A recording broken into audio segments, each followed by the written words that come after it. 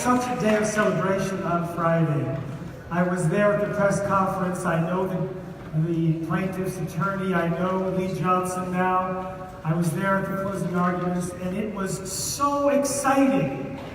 It was such a good thing. And yes, this one little crack in the armor is just that, something that we can use to turn everything around. It's fantastic.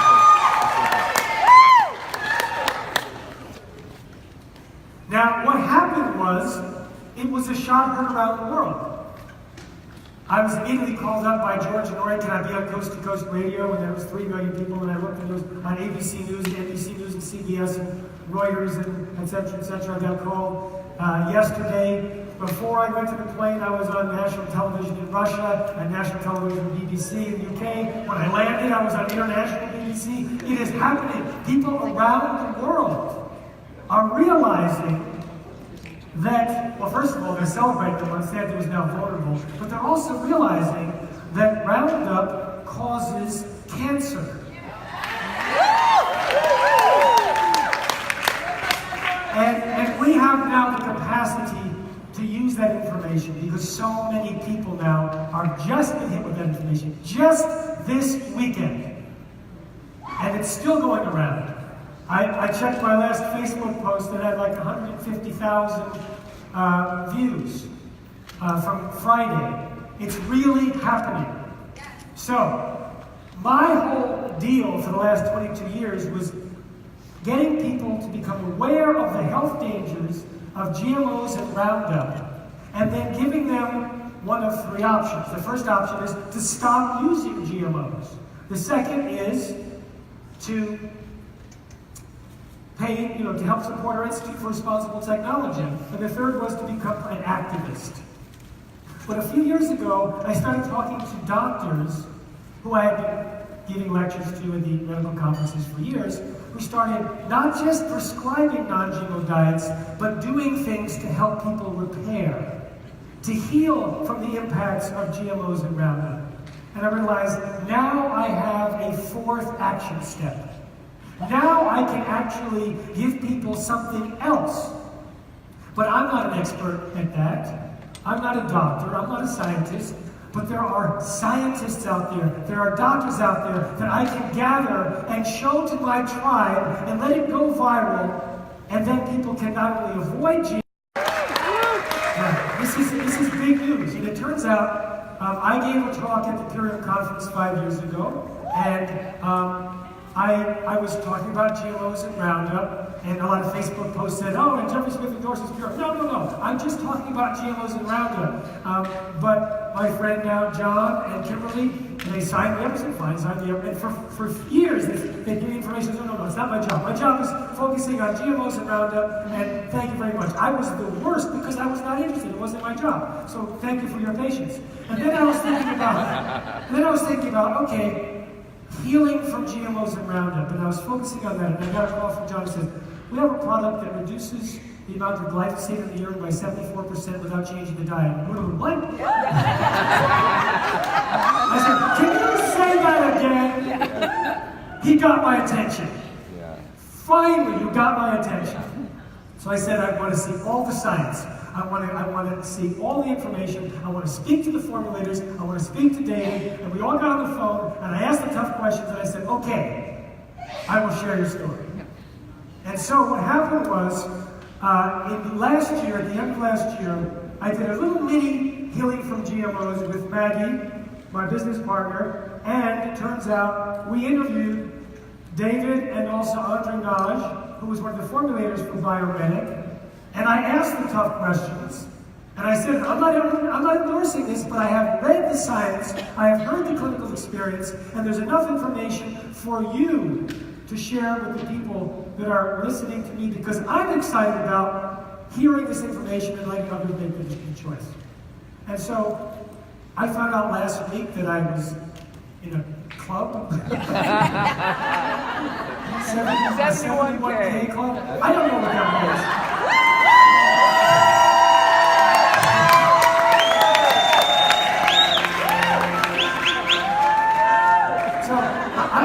I don't know what that means. You do.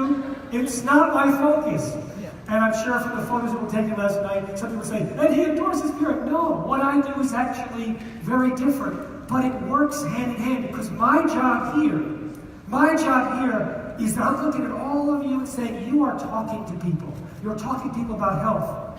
And now I can recruit you and empower you and arm you to talk more powerfully about GMOs and Roundup, which is my goal.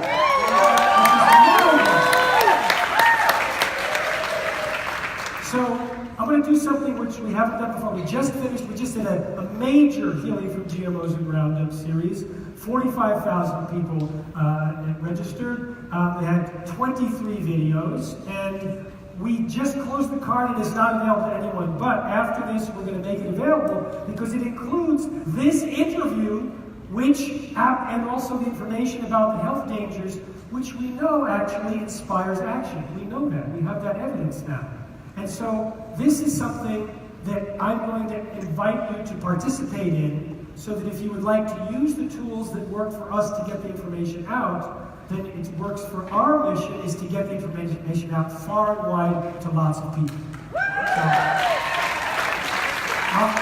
I'll talk more about this at the end, but I need to arm you with information. I need to get you motivated about how dangerous GMOs are, and one way is a film that's going to come out this fall about families that just switched to organic, and 2 autistic boys, no longer autistic, a chiropractic clinic, put 92 infertile couples on an organic diet. All of them have children. We had people that had cancer, skin conditions, depression, all sorts of things reversed when they switched to an organic diet. Was this a one-off? Was this an outlier? Actually, I asked audiences at 150 lectures, how many of you noticed a change when you switched to a non-GMO organic diet? All these hands went up. I said, okay, what problems got better? And they told me. And it was always a consistent thing. So what I did is I then surveyed 3,256 people who got rid of GMOs largely and switched to organic.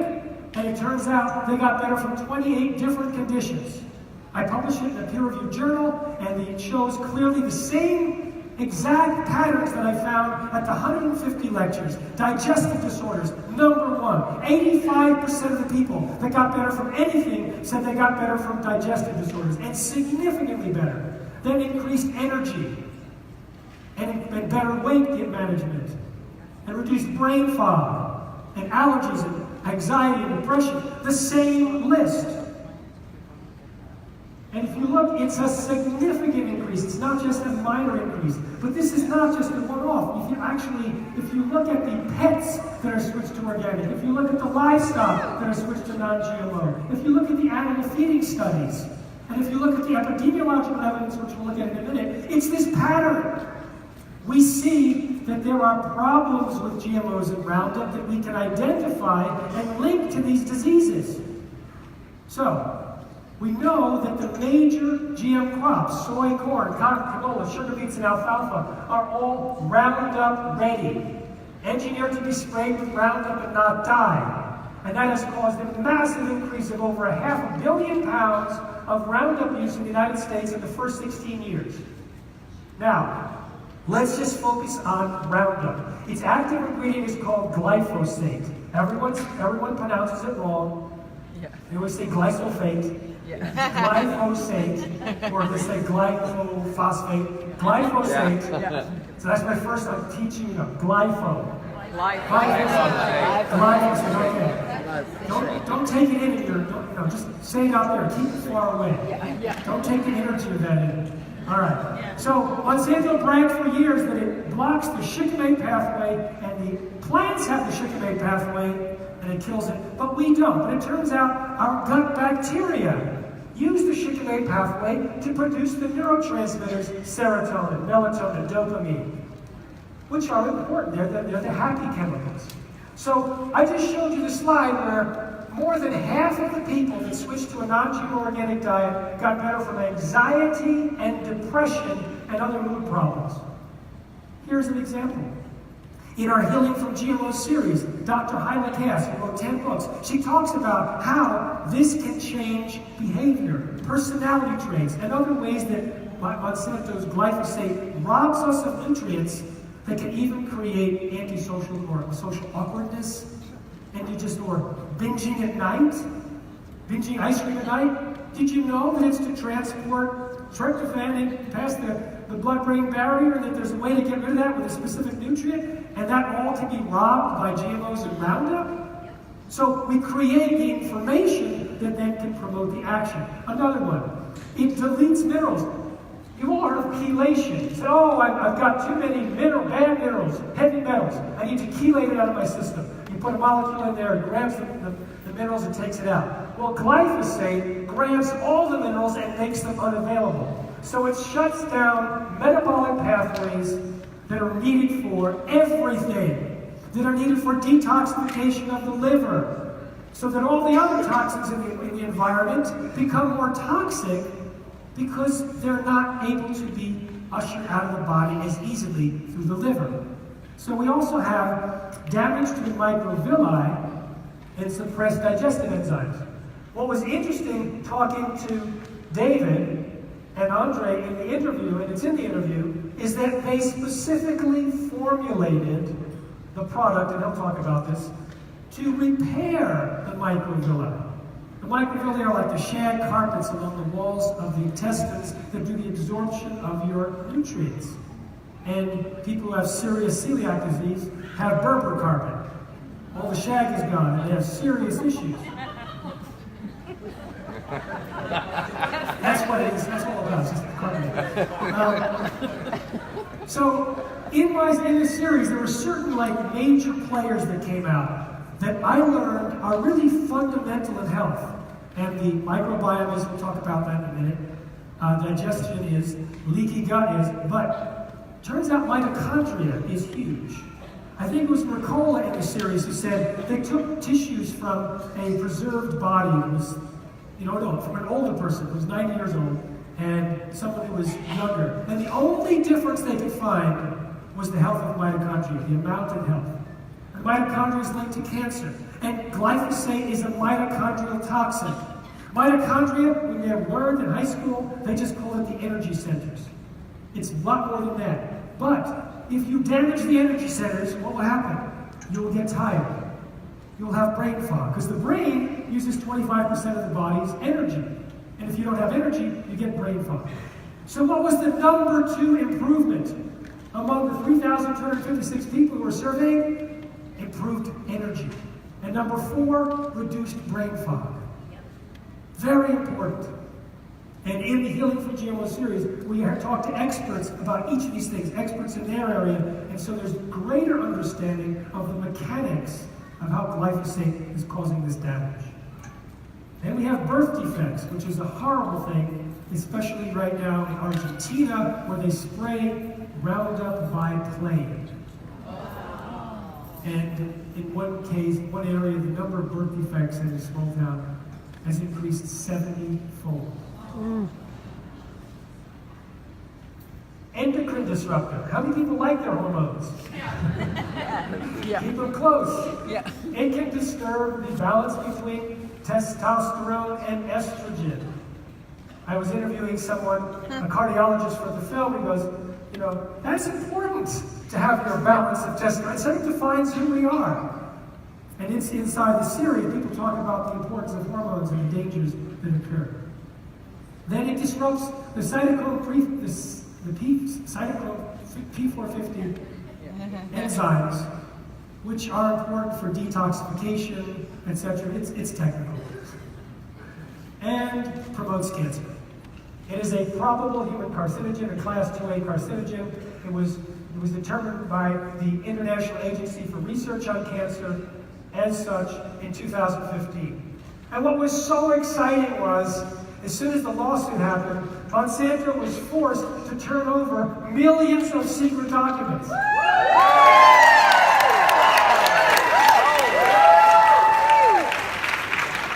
I was sitting in the green room before getting on the doctor's TV show with the lawyer that organized this, and he said, yeah, we filed a motion to release them, and they have 30 days to respond. And they forgot. And he said, we just looked at each other and said, should we ask the judge? No. And they just made them public.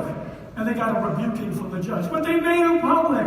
And when that happened, we realized the reason why I was on the doctors the second time is because when the World Health Organization declared it a carcinogen, they invited Monsanto's toxicologist, Donna Farmer, to be on to defend the chemical. And then they said, you know, maybe we should have someone to rebut. So they invited me by Skype to debate her. And so, you know, she was very media savvy at this point, knew exactly what to say, irrespective of what question was asked to her. And as she ended the show, she said, you know, I'm really very confident in this, not as a mother, but also I can back it up as a scientist. So when they made these millions of pages available, they took the best ones out, put them on the website of the lawyers. I Googled, or I searched for Donna Farmer, and there she was, saying to another person working at Monsanto in a private email, we can't say that Roundup doesn't cause cancer, because there's not enough research. There she was, ghostwriting an article, taking her name off of it, taking Monsanto's name off of it, and taking out the sentence which links glyphosate with miscarriages. And there she was in another memo saying, well, according to Donna and such, it's very plausible that the deaths in the study were dose-related. And another one, it looks like the tumor formulation, the tumor development came from the full formulation of the product, including the surfactant, which is technical, but it means basically that the Roundup may be far more dangerous than the glyphosate alone. So I called up the doctors and I said, Donna Farmer lied on television, and here's the evidence, and I'll send it to you. And they looked at it and said, okay, I think we'll do a 3 or 4 minute segment. So they contacted the lawyer, they contacted the lawyer's plaintiff. Next thing I know, we're on for the entire show, a full hour. And soon after, the state of California determined that glyphosate causes cancer as part of the Prop 65. Then there's leaky gut. How many people have heard of leaky gut? Raise your hand. Okay, leaky gut is extremely important. If you break open the gaps between the cells, then undigested food particles can get into the bloodstream. They're treated as foreign invaders. The immune system will attack it. It's a modern immune system. They all get out their iPhones. They take a picture of the attacking protein. They post it on their Facebook and say all the other immune systems attack everything that looks like this. But it's not that modern. It uses an old iPhone. It's pixelated. So the immune system gets it wrong. They think, oh, that looks like it, and they attack the thyroid. Oh, that looks like it, and they attack the pancreas. Or they attack the microvilli. And that's autoimmune disease. It's because of leaky gut and old iPhones. Yeah. And in the interviews that I were making available is Tom O'Brien, who has the autoimmune docu-series called Betrayed. He's one of the world's experts. He's the gluten guru also. And he talks about how gluten creates leaky gut every time you eat, and then it comes back. And every time you eat, it comes back. And then what happens when it gets weak? And he talks about that in depth. You get to hear about that. So leaky gut is linked to cancer, Alzheimer's, heart disease, autism, Parkinson's, inflammation, autoimmune disease, and allergies. And in the series, we have a product that shows in the microscope that it prevents the breaking up of the cells from gluten and glyphosate even together, or it puts them back together. Another one, microbiome. Unbelievable. The information that I got during this series, I am so glad we did this. Thank you, Maggie. If I was just thinking about it, if it weren't for you. The information about the microbiome is amazing. I was just reading the transcript from Dietrich Klinghardt, who talks about there's microbiome in the brain, and if you kill that, we get dumber. So maybe it's responsible. In fact, the human brain cells give off millions of biophotons per second, whereas a rat, 1 biophoton per minute. Could it be the microbiome? He talked about St. John's wort, that some of them work, some of them don't, but the ones that are less processed seem to work. Maybe it's not just the herbal constituents, maybe it's the microbiome that grows on the herb that causes the change. He said salad. We almost do not digest salad, maybe 5% of the needed nutrients, but the salad has microbiome on it. He talks about how there's this crosstalk between him and others, this crosstalk between the microbiome. 98% of the DNA in the body is microbiome. They have conversations. They have conversations using RNA. They have conversations using these carbon snowflakes. It's a very, very sophisticated situation. So the herbs that you're eating or promoting may have this other element that you don't know. We have vitamins, we have minerals, we have phytonutrients, but it also has ways that their RNA from the plants program our cells. And what happens? Glyphosate comes in and it's an antibiotic. It kills the microbiome. It is designed, it is patented as an antibiotic. And so if you look at a 5,000-year-old man frozen in the tundra or whatever, he's got 20,000 different types of microbiome bacteria. Modern man, 500. And if you do fecal transplants, yes, it's true, I didn't do it, you can actually transfer the microbiome and create thinness where there was fatness, or fatness where there was thinness, or bring in diseases, or change entire ways of thinking and acting, because somehow we have this micro-Jedi army called the microbiome that actually migrates to tumors in breast cancer to help it. They think, oh, it's an infection. They kill the microbiome, the tumor spreads. Zach Bush says, in the brain, with Alzheimer's, there's a microbiome that goes there. There's a particular fungus. They think it's an infection, but it's there to protect the brain.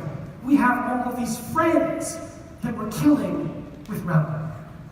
So it was an amazing revelation for me. And one thing that the beneficial bacteria do in our guts is to keep suppressed the growth of the nasty stuff. So inside the guts of, where did I go? Yeah. Oh, there you are.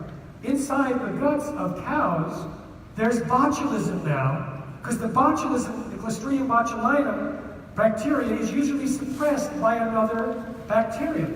But that bacteria is easily killed by glyphosate. They eat Roundup Ready crops, and now there's chronic botulism in lots and lots of cows.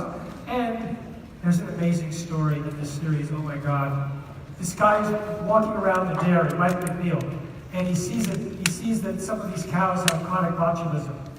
And so he quietly mentions to the guy, this cow is going to not eat for a while, then it's going to eat a lot, and then it's going to die, and it's going to have foamy mouth. And the guy goes, oh my God, how do you know that? He says, it happened already to 2 of my cows. He said, because it has chronic botulism, and I see you've been feeding this, and this particular thing has glyphosate in it. And I wouldn't drink that milk. And the guy turned white. He said, why not? He says, well, you can get that from the milk. I'll tell you a story here. It's going to be right. He said, my grandchild, who's about 2 months old, is in the hospital. And we fed her the milk. Mm-hmm. And he said, go to the hospital immediately and check for botulism. He gave a specific thing. He said, don't just stand there, go now. They're not going to check for it, it's rare. And he saved his life.